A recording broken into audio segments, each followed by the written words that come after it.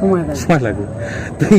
তুমি যেটা বলছো সাইড ইফেক্ট, এবার সাইড ইফেক্টের ব্যাপারে কথা বলে দেখি। আমি একটা জিনিস সেদিন ফলো করলাম, আমি একটা ভিডিও দেখছি, তাতে আমি কোনো বাবার লেকচার শুনছি, তার সঙ্গে সঙ্গে দেখছি খান স্যার এসছে।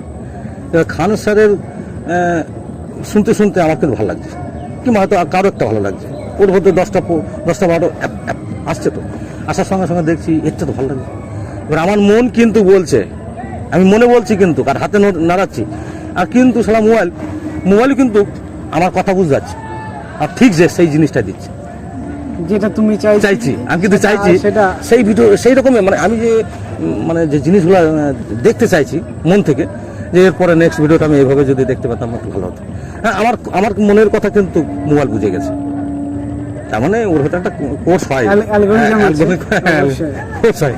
ওরাও কি করে যে চ্যানেল করা বুঝতে পারে যে এই ভিডিওটা কি চাইছে, মানে এই ভিডিওটা এখন যখন দেখছে তার মানে এর উপরে ইন্টারেস্ট ওরা আছে, তো সেইভাবেই ও প্রোভাইড করছে।